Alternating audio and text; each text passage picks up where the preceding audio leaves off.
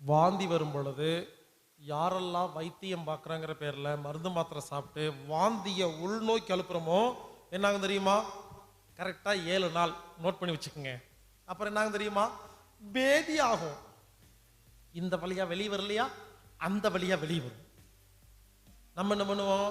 4 முறை 5 முறை காலையில் லூஸ் மோஷன் போயிருங்க. பேதின்னு என்ன? Loose motion, dysentery, diarrhoea. 4 முறை மலம் போயிடும். பயப்பட்டு என்ன பண்ணுவோம்? ஐயோ ஐயோ ஐயோ, காலையிலேருந்து 4 முறை போயிடுச்சு. எதுக்கு பயப்படுறீங்க? மானம் போச்சா, மறுவாதி போச்சா? மலம் தானே போகுது, இதுக்கு ஏன் பயப்படுறீங்க? இன்கமிங் மட்டும் உள்ள போயிட்டே இருக்கு. அவுட் கோயிங் வந்தா பயப்படுவீங்களா? நேரம் பார்த்து சாப்பிட்றோமா? என்னைக்காவது நேரம் பார்த்து போறோமா? உள்ள போனது வெளியே வருது. வந்தா என்ன உங்களுக்கு? இப்போ 2 முறை 3 முறை போயிட்டா போகுது. ஐயோ எனக்கு என்னமோ ஆயிடுச்சோ. ஒன்றும் ஆகல, குப்பை வெளியே போகுது. இதுக்கு ஏன் பயப்படுறீங்க? குழந்தைக்கு நம்மளும் பயப்படுவோம். குழந்தைக்கு 4 முறை ஐயோ என் குழந்தைக்கு போகுதே, மலம் போகுது. என்னப்போ புரிஞ்சுக்குங்க. 4 முறை 5 முறை யாருக்காவது காலையில தண்ணியா மலம் போச்சுன்னா, வயித்தால போச்சுன்னா, அதுக்கு என்ன தெரியுமா அர்த்தம்? ஒன்றும் இல்லை, குடலுக்குள்ள குப்பை அதிகமாயிருச்சுன்னு அர்த்தம். அந்த உடம்பு என்ன தெரியுமா பண்ணுது? பார்த்துக்கிட்டே இருக்குது ரொம்ப நாளா. இங்க பாருங்க, யாருக்கு தெரியுமா லூஸ் மோஷன் போகும்? டெய்லி ஒழுங்கா போறவங்களுக்கெல்லாம் போகாது. 7 நாள் 8 நாள் போகாம அடைச்சி வச்சு கப்படிச்சுதுன்னு வச்சுக்கோங்களேன், இந்த உடம்பு என்ன பண்ணும்? குடலை பார்க்கும். 7 நாளா அப்படியே அடைச்சி வச்சிருக்கு. இது பார்த்துக்கிட்டே இருக்கு உடம்பு. போமாட்டேன் இரு, இன்னைக்கு நான் என்ன பண்றேன் பாருன்னு சொல்லிட்டு இந்த பிட்யூட்டரி சுரப்பி என்ன பண்ணுவாரு? வயித்தால போறக்குன்னு ஒரு சுரப்பி இருக்கு, அவரை கூப்பிடுவார். லூஸ் மோஷனுக்கு ஒரு சுரப்பி இருக்குங்க. அவர் வந்து ஓகே நாங்கள் பார்த்துக்குறோம் அப்படின்னு சொல்லிட்டு அந்த குடலெல்லாம் க்ளீன் பண்ணி தண்ணி எல்லாம் ஊற்றி அடித்து க்ளீன் பண்ணி, அப்போ இதே மாதிரி தான் உடம்புல இருக்கிற எல்லா தண்ணி எடுத்து குடல்ல ஊற்றி, யூரினை எடுத்து குடல்ல ஊற்றி, யோசிச்சு பாருங்க. வயிற்றால போகும்போது தண்ணியாக போகுது இல்லையா? தண்ணி எங்கிருந்து வந்துச்சு? இத்தனை நாள் அந்த மாதிரி போனது இல்லை. அப்போ தண்ணி எல்லாம் எடுத்து யூரின் எடுத்து குடல்ல ஊற்றி தண்ணி அடித்து சுத்தம் பண்ணோம். அதுக்கு பேர் தெரியுமா? ஸ்டாக் கிளியரன்ஸ் திட்டம். பெரிய பெரிய துணிக்கடையில எல்லாம் பழைய துணியெல்லாம் என்ன பண்ணுவாங்க? ஆடி சிறப்பு தள்ளுபடி, ஸ்டாக் கிளியரன்ஸ் திட்டம் சொல்லி பண்ணுவாங்க இல்லையா? அது நடக்குது உடம்புல, அவ்வளோதான். அதனால இனிமேல் யாருக்காவது வயித்தால போச்சுன்னா சந்தோஷப்படுங்க, அது ஒன்றும் வியாதி இல்லை. ஆனால் நாம் என்ன பண்ணுவோம்? 4 முறை வயித்தால போயிட்டா போதும், நேராக ஹாஸ்பிட்டல் போவோம். இல்லை மெடிக்கல் ஷாப்பில் போயிட்டு எனக்கு வயித்தால போகுது, நிறுத்துறதுக்கு மருந்து கொடுக்கணும்னு கேட்போமா? அவங்க என்ன பண்ணுவாங்க? ஒரு மருந்து கொடுப்பாங்களா, மாத்திரை தருவாங்களா? அதை எடுத்து வாயில் போட்டு தண்ணி ஊற்றினோன்னு வயித்தால போகிறது நின்று போயிருமா? இப்போ எவ்வளோ பெரிய துரோகம் பண்ணியிருக்கோம் தெரியுமா? என்ன பண்ணியிருக்கிறோம்? குப்பையை உடம்புக்குள்ளேயே வச்சுக்கிறதுக்கு ஒரு வைத்தியம் பார்த்துருக்கோம். என்ன ஆகும்? அந்த குப்பை உடல்லையே ஒட்டிக்குமா?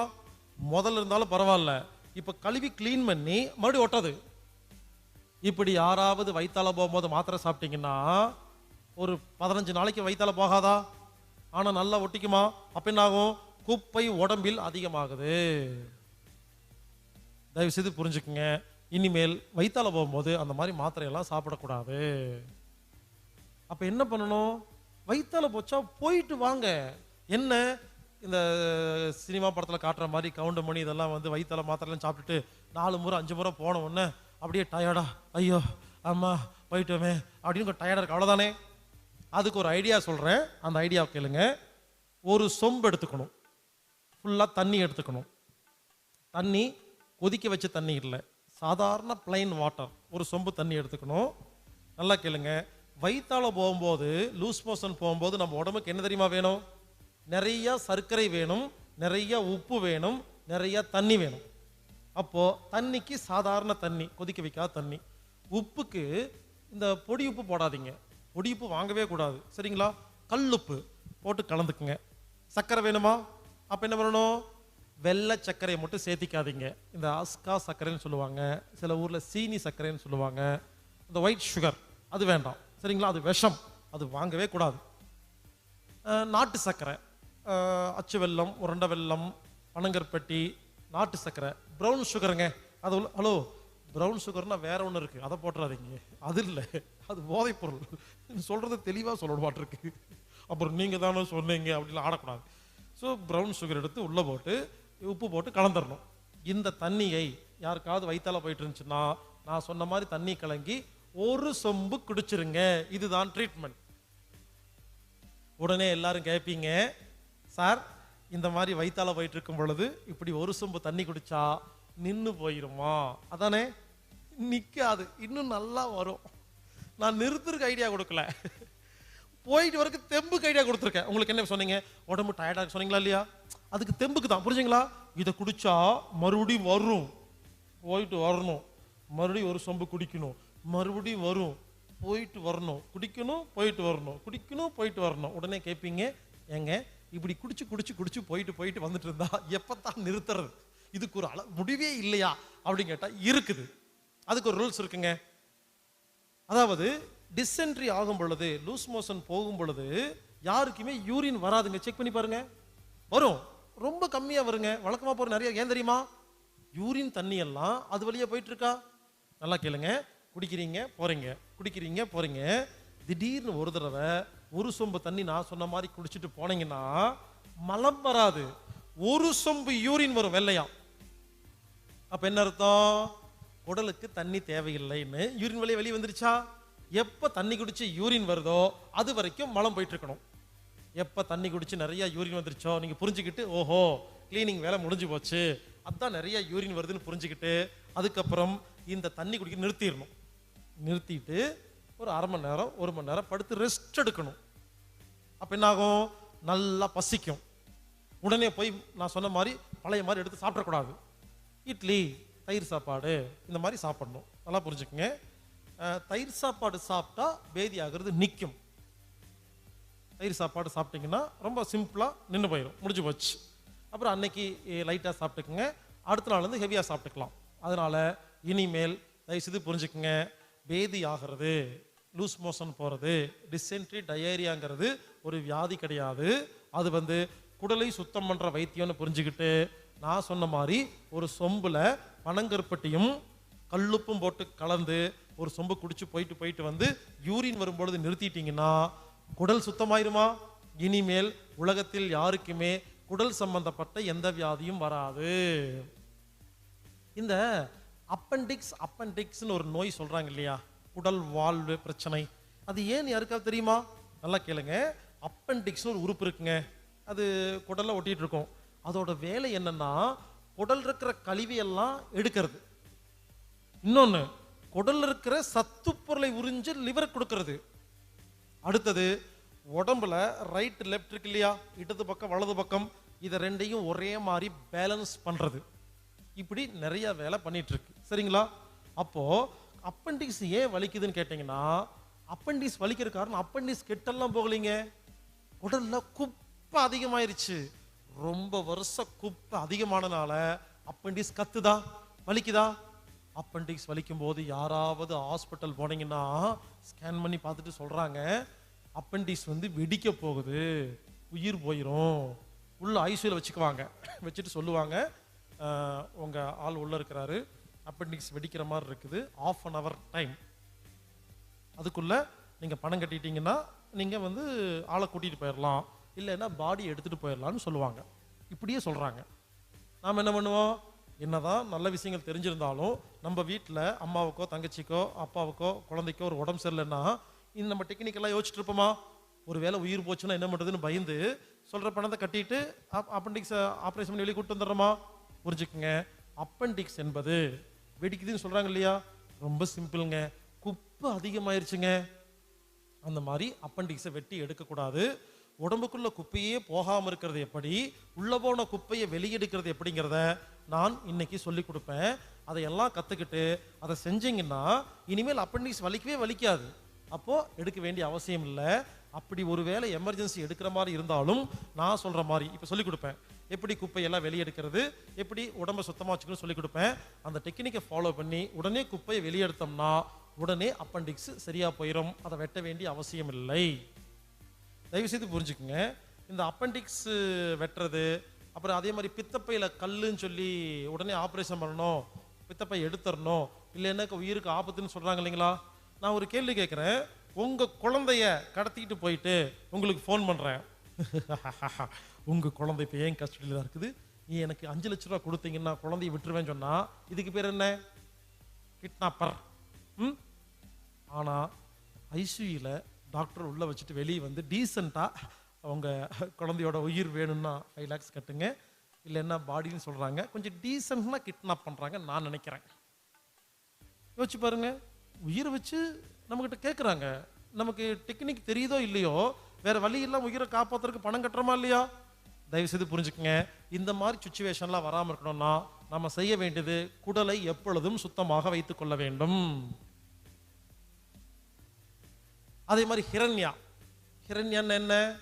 ஹிரண்யான்னு என்னன்னா நம்ம குடல் இருக்கு இல்லையா, அது வந்து ஒரு ஜவ்வுக்கு மேலே உட்கார்ந்துருக்குதுங்க. அந்த ஜவ்வுக்கு பேரு பெரிட்டோனியம். இப்படி குடல்ல குப்பை அதிகமாய் என்ன ஆகுது? அந்த ஜவ்வு உடஞ்சிருதுங்க. அப்போ குடல்ல கீழே விழுந்துருதா? இதுக்கு பேரு ஹிரண்யா. ஒரு நிமிஷம் புரிஞ்சுக்குங்க. ஹிரண்யா அப்படின்னு அர்த்தம் என்னன்னா குடல் இறக்கம் கிடையாது. ஹிரண்யான்னா இறக்கம். புரிஞ்சுக்குங்க. இன்டெஸ்டினல் இரண்டியா, அதாவது குடல் இறக்கம்ங்கிறதுக்கு அதை சேர்த்திக்கணும். ஹார்ட் ஹிரண்யான்னா ஹார்ட் லேசா இறங்கிருச்சுன்னு அர்த்தம். யுட்ரஸ் ஹிரண்யா, யுட்ரஸ் இறங்கிச்சு. புரிஞ்சுக்க, இரண்யான்னா அர்த்தம் என்னன்னா இறங்கிருச்சு. ஏன் இறங்குச்சு? குப்பை அதிகமாயிருச்சு. ஆனால் என்ன பண்ணுறாங்க, ஹிரண்யா யாருக்காவது வந்துச்சுன்னா ஆப்ரேஷன், ஒரே சொல்யூஷன். என்ன பண்ணுவாங்க, அந்த உடம்பு அறுத்து குடலை எடுத்து அந்த ஜவ்வு இருந்துச்சு இல்லையா, அந்த இடத்துல ஒரு மெஸ் மாதிரி செஞ்சு வச்சுருப்பாங்க, ஒரு வலை. இவங்களே ஒரு வலை செஞ்சு அதை உள்ளே வச்சு தைச்சு கொடுத்துருவாங்க. ஆனால் மறுபடியும் உடையுது. ஏன் உடையுது?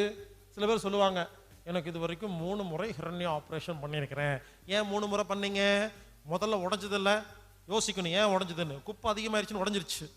யாருமே குப்பை ஏன் அதிகமாகுதுன்னு சொல்லித்தரல, அதை எப்படி கிளீன் பண்ணுறதுன்னு சொல்லி கொடுக்காதனால மறுபடியும் குப்பை வந்து ஹிரண்யா வருது. புரிஞ்சுக்கங்க, அப்பெண்டிக்ஸும் சரி ஹிரண்யாவும் சரி வரதுக்கு காரணம் குடலில் உள்ள குப்பை. இப்போ நான் என்ன பண்ண போகிறேன், அந்த குப்பைகளை எப்படி வெளியேற்றுறது, இனிமேல் குப்பையே இல்லாமல் இருக்கிறது எப்படிங்கிறத நான் சொல்லி கொடுத்துருவேன். அந்த டெக்னிக்கை யார் ஃபாலோ பண்ணுறீங்களோ இனிமேல் உங்கள் வாழ்க்கையில் அப்பெண்டிக்ஸ் ஹிரண்யாங்கிறது வரவே வராது. அதனால் அப்பெண்டிக்ஸ் ஆப்ரேஷன் தயவுசெய்து யாரும் பண்ணாதீங்க. எல்லாரும் சொல்கிறாங்க அப்பெண்டிக்ஸ் என்ற உறுப்பு வந்து உடம்புக்கு தேவையே இல்லையாமா. டாக்டர் கேட்டு பாருங்க, சொல்கிறாங்க அப்பெண்டிக்ஸ் என்ற உறுப்பு உடம்புல எந்த வேலையும் செய்யறது இல்லையாமா, அது இருந்து வேஸ்டாமா, வெட்டி எடுத்துட்டா ஒன்றும் இல்லைன்னு சொல்கிறாங்க. நான் ஒரு கேள்வி கேட்குறேன், எல்லாரும் நல்லா கவனிங்க. இறைவன் முட்டாளா? அந்த பிரம்மாண்டத்தை படைச்ச இறைவன் நமது உடம்பில் ஒரு உறுப்பை கொடுத்துருக்காரு, அது எந்த வேலையும் செய்யாதுன்னு சொன்னால் நான் நம்ப மாட்டேங்க. அந்த உறுப்பு அவ்வளோ வேலை செய்யுதுங்க. இது தெரிஞ்சுக்காம அது வெட்டி எடுத்துட்டு அது ஒன்றுமே இல்லைன்னு சொன்னால் எப்படிங்க ஒத்துக்க முடியும்? அப்பெண்டிக்ஸ் யாராவது ஆப்ரேஷன் பண்ணியிருக்கிறவங்கள படிக்கட்டில் நடக்க சொல்லுங்க. ரைட் லெஃப்ட் வைக்கும்போது தடுமாறுவாங்க. ஏன்னா ரைட் லெஃப்ட், இடது பக்கம் வலது பக்கத்தை ஈக்குலிபிரியம் அப்படிங்கிற சமநிலைப்படுத்துகிற வேலையை அப்பெண்டிக்ஸ் பண்ணிட்டு இருக்கு. அதுக்கப்புறம் அதை பண்ண முடியாது. மலையில் ஏறது கஷ்டமாக இருக்கும், விழுந்துருமோன்னு பயமாக இருக்குங்க. புரிஞ்சுக்குங்க. அதே மாதிரி ஹிரண்யாக்கு ஆப்ரேஷன் பண்ணாமல் நம்ம டெக்னிக்கை ஃபாலோ பண்ணால் குடல் ஆட்டோமேட்டிக்காக குடல் சுருங்குச்சுன்னா சரியாக போயிருங்க. அதனால் இனிமேல் யாருக்காவது பேதி வந்துச்சுன்னா தயவுசெய்து புரிஞ்சுக்குங்க, குப்பை வெளியே போகுது, போயிட்டு வாங்க, சந்தோஷமாக போயிட்டு வாங்க. நான் சொன்ன மாதிரி செய்யுங்க. ஒரு 6 நாள் லீவ் எடுங்க, எல்லாரும் காலேஜ் ஸ்கூல் ஆஃபீஸில் வேலை செய்கிறீங்கல்ல, லீவ் இருக்கா இல்லையா? மெடிக்கல் லீவுன்னு எதுக்கு எடுக்கிறீங்க? யாராவது சொந்தக்காரங்க வெளியூர்லேருந்து வந்தால் ஊரை சுற்றி காக்கிறக்கு எடுக்கிறீங்க, இல்லை சினிமாவுக்கு போகிறக்கு லீவ் எடுக்கிறீங்க. இந்த மாதிரி பேதி வந்தால் எடுத்துகிட்டு போக வேண்டியதானே? அப்போ மட்டும் ஆஃபீஸ் போயிட வேண்டியது மாத்திரை சாப்பிட்டுட்டு. புரிஞ்சுக்குங்க, இனிமேல் பேதி வந்தால் நல்லது. அது ஒன்றும் நோய் கிடையாது, குப்பையை உடம்பில் உள்ள குப்பைகளை வெளியேற்றுற ஒரு வைத்தியம்னு புரிஞ்சுக்கிட்டு பேதி வந்தா போயிட்டு வாங்க. உங்க குழந்தைக்கு பேதி வந்துச்சுன்னா நான் சொன்ன மாதிரி எல்லாம் செஞ்சுட்டு ஒரு நாள் ஸ்கூலுக்கு லீவ் போட சொல்லி அடுத்த நாள் ஸ்கூலுக்கு போறாங்க இல்லையா, அப்போ அந்த குழந்தைக்கு சாக்லேட் வாங்கி கொடுங்க. ஒரு டப்பால வாங்கி கொண்டு ஸ்கூல்ல கூட படிக்கிற குழந்தைகளுக்கெல்லாம் கொடுக்க சொல்லுங்க. டீச்சர் கேட்பாங்க, நேற்று நீ லீவ் போட்டு வரவே இல்லை, ஏதோ உடம்பு சரியில்லைன்னு சொன்னேன், இன்னைக்கு எல்லாத்துக்கும் சாக்லேட் கொடுக்குறேன் அப்படின்னு சொல்லும் பொழுது அந்த குழந்தைய சொல்லுங்க. எல்லாரும் சாக்லேட் எடுத்து நான் ஒரு சந்தோஷமான விஷயத்த சொல்ல போறேன். நேற்று எனக்கு பேதி ஆச்சு அப்படின்னு செலிப்ரேட் பண்ணுங்க, கொண்டாடுங்கள். சாக்லேட் எடுங்க, கொண்டாடுங்க. கொண்டாட வேண்டிய விஷயத்த உட்கார்ந்துட்டு கவலைப்பட்டுட்டு இருக்கிறோம். பேதி போனா நல்லது. புரிஞ்சுக்கங்க. இப்படி தும்மல் வரும்போது தும்மாம, மூக்கு ஒழுகும் போது ஒழுக்காம, சளி வரும் பொழுது சிந்தாம, வாந்தி வரும் பொழுது எடுக்காம, வயித்தால போகும்போது போகாம, யாரெல்லாம் ரொம்ப வருஷமா இருக்கிறீங்களோ ஒரு நாள் என்ன பண்ணு தெரியுமா? உடம்பு எப்படி உடம்புல இருந்து குப்பை வெளியவே போக மாட்டேங்குதே, என்ன பண்றது, ஓவர் குப்பை ஆயிடுச்சே, இனிமேலும் தாங்காதுன்னு சொல்லி நம்ம உடம்பு என்ன பண்ணுது? எல்லா குப்பையும் வெளியேற்றுறக்காக யோசிச்சு பார்த்து ஒரு சிறப்பு திட்டம் வைக்குது. அந்த திட்டத்துக்கு பேர் தான் டோட்டல் எஃப்சி. ஃபுல்லா கிளீன் பண்றதுக்கு ஒரு ப்ராசஸ், அதுக்கு பேர் தான் ஃபீவர். ஒருத்தருக்கு காய்ச்சல் வருதுன்னாவே நீங்க புரிஞ்சுக்கங்க, காய்ச்சல் என்பது வியாதி கிடையாது, காய்ச்சல் என்பது சுத்தம் பண்ற வைத்தியம். இப்ப நாம் என்ன பண்ண போறோம்? காய்ச்சல்னா என்ன, அது ஏன் வருது, வரும் பொழுது எந்த ஒரு மருந்து மாத்திரை இல்லாம நமது காய்ச்சலை நாமளே எப்படி சரி பண்றதுன்னு இப்ப நாம கத்துக்க போறோம்.